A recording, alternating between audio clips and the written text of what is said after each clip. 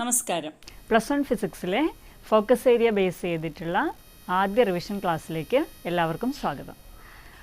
എല്ലാ +1 വിദ്യാർത്ഥികൾ വളരെയേറെ ആശങ്കയിലാണ് എന്നറിയാം. എന്നാൽ ആദ്യം തന്നെ പറയട്ടെ, ആശങ്കയുടെ യാതൊരു ആവശ്യമില്ല. കാരണം നമ്മുടെ എക്സാം നടക്കാൻ പോകുന്നത് ഫോക്കസ് ഏരിയ ടോപ്പിക്സ്, അതായത് +1 സിലബസിലെ ഏറ്റവും പ്രധാനപ്പെട്ട ടോപ്പിക്കുകളെ അടിസ്ഥാനമാക്കിയാണ്. ആ ടോപ്പിക്കുകൾ മാത്രം പഠിച്ചാൽ മുഴുവൻ മാർക്കും സ്കോർ ചെയ്യാൻ കഴിയും. +2 എക്സാം ഈ രീതിയിൽ നടന്നു കഴിഞ്ഞതാണ്. അപ്പോൾ ആ ഫോക്കസ് ഏരിയ ടോപ്പിക്സിൽ വരുന്ന എല്ലാ കാര്യങ്ങളും വളരെ കൃത്യമായി പഠിച്ചാൽ തീർച്ചയായിട്ടും ഇതുവരെ കൃത്യമായി കാര്യങ്ങൾ പഠിച്ചിട്ടില്ലെങ്കിലും നോട്ട്സ് ഒന്നും എഴുതിയിട്ടില്ലെങ്കിലും ഇനി അങ്ങോട്ടുള്ള ദിവസങ്ങൾ വളരെ ആസൂത്രണത്തോടു കൂടി ഉപയോഗിച്ച് കഴിഞ്ഞാൽ തീർച്ചയായും നിങ്ങൾക്ക് വളരെ നല്ല മാർക്ക് സ്കോർ ചെയ്യാൻ കഴിയും.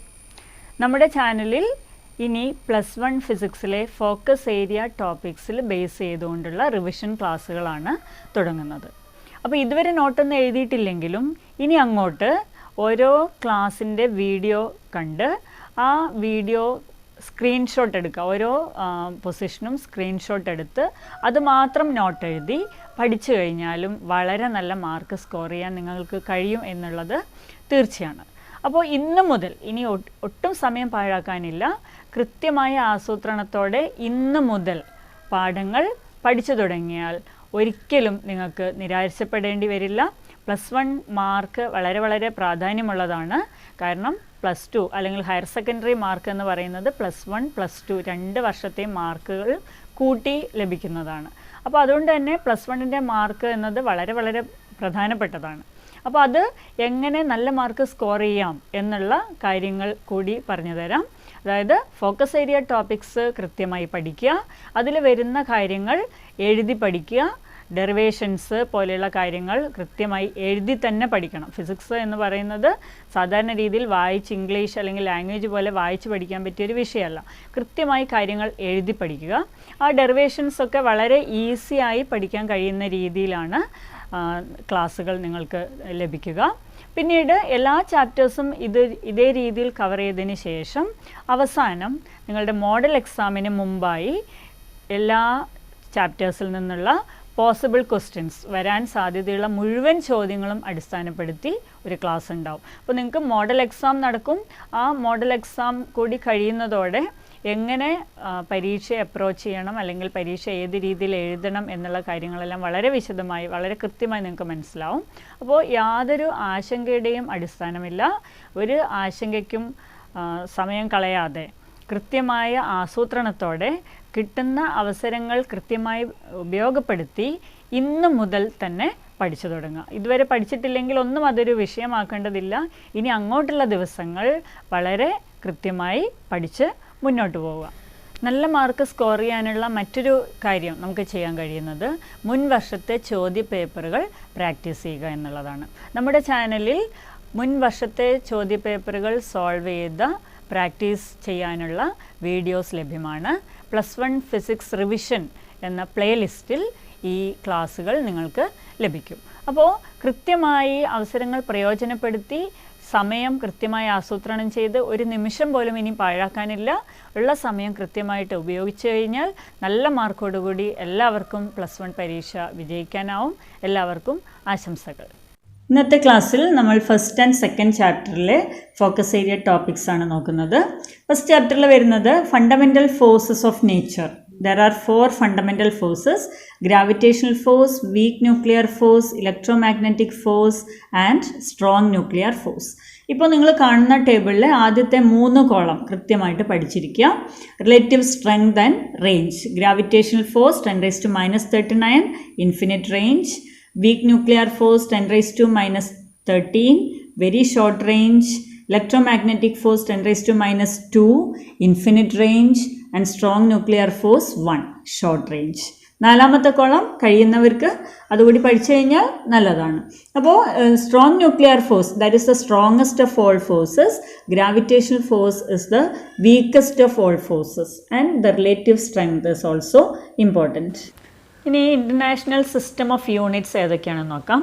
CGS സിസ്റ്റം ലെങ്ത് സെൻറ്റിമീറ്ററിൽ മെഷർ ചെയ്യുന്നു, mass in gram, time in seconds.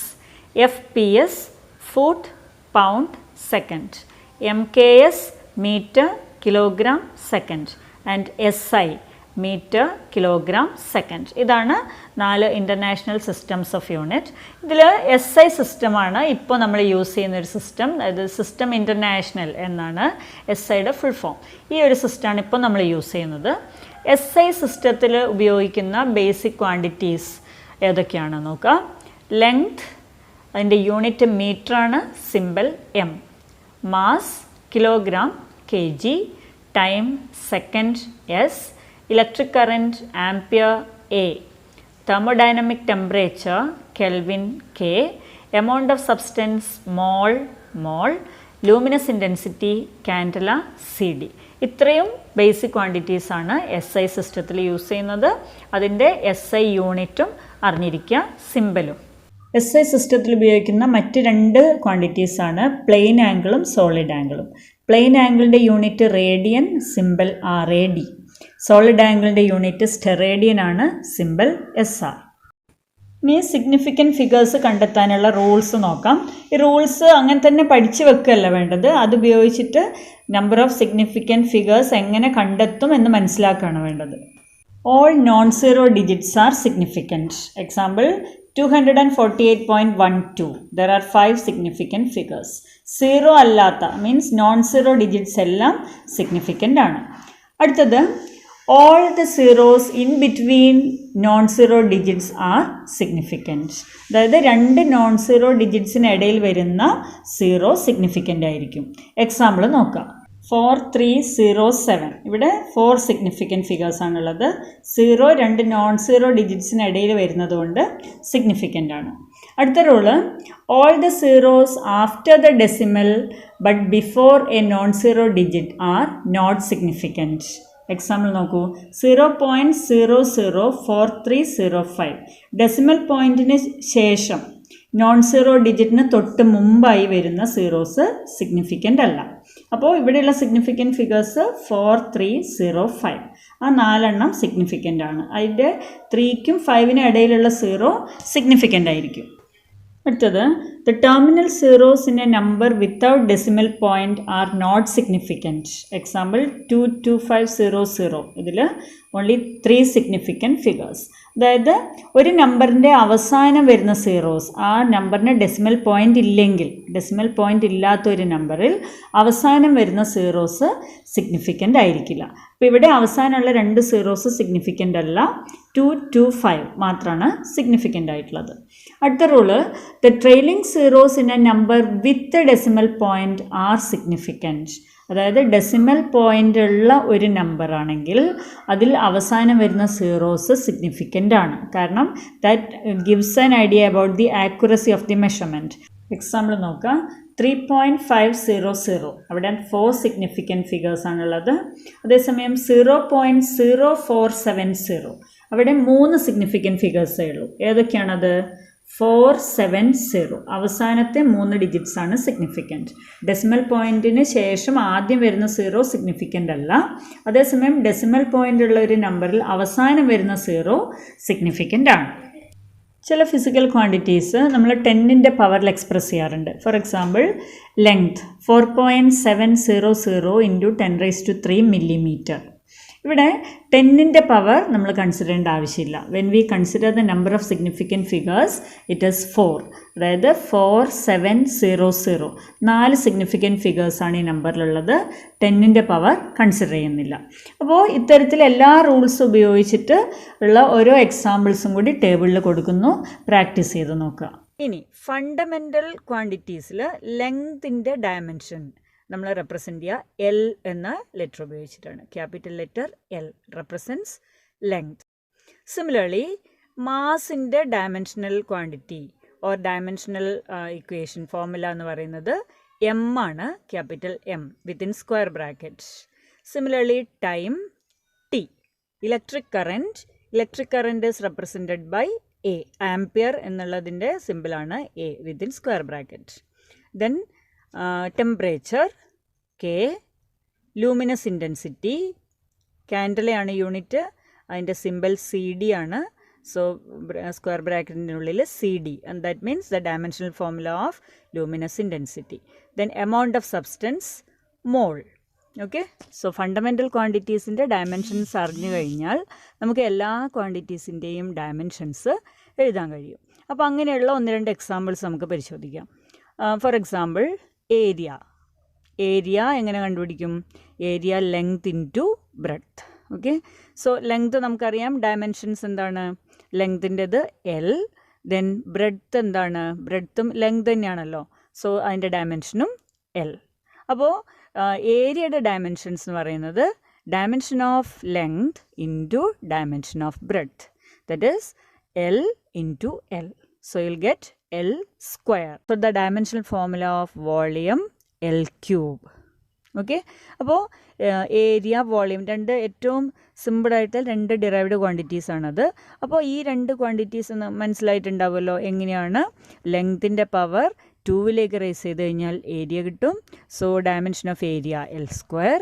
അതുപോലെ ലെങ്ത്തിൻ്റെ പവർ 3 റേസ് ചെയ്ത് കഴിഞ്ഞാൽ വോളിയം കിട്ടും. That means dimension of volume L cube. Okay, ഇതുപോലെ എല്ലാ ഫിസിക്കൽ ക്വാണ്ടിറ്റീസിൻ്റെയും ഡയമെൻഷൻസ് നമുക്ക് കണ്ടുപിടിക്കാം. എങ്ങനെ? In terms of the dimensions of fundamental quantities. അപ്പോൾ SI സിസ്റ്റത്തിൽ നമുക്കറിയാം ഫണ്ടമെൻ്റൽ ക്വാണ്ടിറ്റീസ് 7 എണ്ണാണുള്ളത്. ഈ 7 ഫണ്ടമെൻ്റൽ ക്വാണ്ടിറ്റീസിൻ്റെ ഡയമെൻഷൻസിൻ്റെ സിമ്പിൾ, ഡയമെൻഷൻസ് എന്താണെന്ന് നമ്മൾ കണ്ടു കഴിഞ്ഞു. അതുപയോഗിച്ച് you can find out the dimensions of any other physical quantity. അപ്പോൾ നിങ്ങൾക്ക് പരിചയമുള്ള കുറച്ച് ഫിസിക്കൽ ക്വാണ്ടിറ്റീസിൻ്റെ ഡയമെൻഷൻസ് എങ്ങനെയാണ് കണ്ടുപിടിക്കാൻ നോക്കാം. ഓക്കെ, അപ്പോൾ സ്ക്വയർ ബ്രാക്കറ്റ് ഉപയോഗിച്ചിട്ട് നമുക്ക് ഡയമെൻഷൻസ് റെപ്രസെൻ്റ് ചെയ്യാം.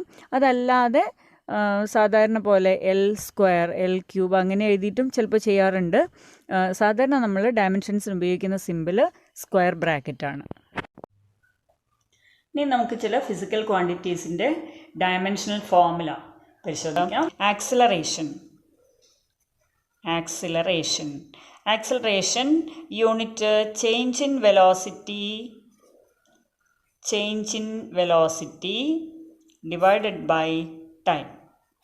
ഓക്കെ, സോ ഡയമെൻഷണൽ ഫോർമുല എങ്ങനെ എഴുതാം? ചേഞ്ച് ഇൻ വെലോസിറ്റി എന്ന് പറഞ്ഞാൽ വെലോസിറ്റിയുടെ ഡയമെൻഷൻ നമ്മൾ പറഞ്ഞു സ്പീഡിൻ്റേത് സെയിം ആണ്. So LT⁻⁻1 divided by time ഇൻ്റേത് T. So you can write it as LT⁻⁻1. ഇവിടെ ഡിനോമിനേറ്ററിൽ T⁻1 ആണ്. T എന്ന് പറഞ്ഞാൽ T⁻1. അത് ന്യൂമറേറ്ററിലേക്ക് കൊണ്ടുപോകുമ്പോൾ T⁻⁻1 എഴുതാം. Okay, so you can write it as LT⁻⁻2. എങ്ങനെ കിട്ടി -2? ഇവിടെ T⁻⁻1 വീണ്ടും T⁻⁻1. സോ -1 പ്ലസ് -1 അങ്ങനെയാണ് നമുക്ക് -2 എന്ന് കിട്ടിയത്. Okay, so dimensional formula of acceleration is LT⁻⁻2. അപ്പോൾ എന്തായിരിക്കും അതിൻ്റെ യൂണിറ്റ്? ലെങ്ത്തിൻ്റെ യൂണിറ്റ്. L എന്ന് പറയുന്നത് ലെങ്ത് ആണ്. സോ അതിൻ്റെ യൂണിറ്റ് മീറ്റർ. ദെൻ T ടൈമാണ്. So unit second. So metre (2) അല്ലെങ്കിൽ എങ്ങനെ എഴുതാം? മീറ്റർ പെർ സെക്കൻഡ് സ്ക്വയറിന് എഴുതാം. Okay, dimensional formula LT⁻⁻2, then unit metre per second square അല്ലെങ്കിൽ മീറ്റർ (2). അപ്പോൾ ഇവിടെ M ഞാൻ വീണ്ടും എഴുതിയിട്ടില്ല. വേണമെങ്കിൽ m⁻�0 LT⁻⁻2 എന്നുള്ള രീതിയിൽ എഴുതാവുന്നതാണ്. Next quantity is work. വർക്കിൻ്റെ formula force into displacement. Okay, ഫോഴ്സിൻ്റേത് mLT⁻⁻2, ഡിസ്പ്ലേസ്മെൻറ്റേത് L. So the dimensional formula mL. ഇവിടെ നോക്കൂ, ഇവിടെ L ഉണ്ട്, ഇവിടെയുണ്ട്. So mL² T⁻⁻2. Dimensional formula of work is mL² T⁻⁻2. Next quantity is impulse. Impulse formula force into time. So dimensional formula force in the mL T⁻⁻2 into time in the T. So mL T⁻⁻1. T⁻⁻2 ഇവിടെ T⁻1. So -2 + 1 അങ്ങനെയാണ് നമുക്ക് -1 കിട്ടുന്നത്. mL T⁻⁻1. Next quantity is power. Formula of power, work divided by time. And the dimensional formula, work into ml square t raised to minus 2. നമ്മൾ നേരത്തെ കണ്ടതാണ് വർക്കിൻ്റെ dimensional formula ml square t raised to minus 2 divided by t, ടൈമിൻ്റേത്. So you'll get ml square t raised to minus 2 plus minus 1. Okay, minus 2 plus minus 1. t ഇവിടെ താഴെയുള്ളത് മുകളിലേക്ക് പോകുമ്പോൾ minus 1 ആവുമല്ലോ. So you'll get ml square t raised to minus 3. Right? ml square t raised to minus 3. SI unit is watt, denoted by W. SI unit of power, watt. Next quantity, universal gravitational constant, G. So, universal law of gravitation, law in the formula F equal to G m1 m2 by r square. Then G equal to F r square divided by m1 m2. So, we will get m l t raised to minus 2 r square l square divided by mass m വീണ്ടും mass തന്നെയാണ്. So again m. So what is the final dimensional formula? You will get m raised to 1 താഴെ m square ഉണ്ട്. So m raised to minus 2. Then L ഇവിടെയുണ്ട്, ഇവിടെ L square ഉണ്ട്, അത് ചെയ്യുമ്പോൾ L cube, then t raised to minus 2. So you'll get m raised to minus 1, square bracket ഇടാം, m raised to minus 1, L cube, t raised to minus 2. This is the dimensional formula of universal gravitational constant. Now what is the SI unit? Force into the Newton, R distance ആണ്, so meter r square, meter square per kilogram square, Newton meter square per kilogram square. So the dimensional formula of universal gravitational constant is m raised to minus 1, L cube, t raised to minus 2, and SI unit Newton meter square per kilogram square. Next one, moment of inertia. Moment of inertia formula, mass into distance square. So the dimensional formula is ml square, unit kilogram meter square. Okay, kilogram meter square. Next quantity is plane angle. Plane angle എന്ന് പറയുന്നത് arc length divided by radius. Arc length divided by radius. അപ്പോൾ നമുക്കറിയാം arc length, അതായത് ആർക്കിൻ്റെ നീളം, അത് length ആണ്, റേഡിയസും length ആണ്. So dimension of length L divided by റേഡിയസിൻ്റേതും dimension of length L. So it has no dimensions. Okay, so plane angle has no dimension.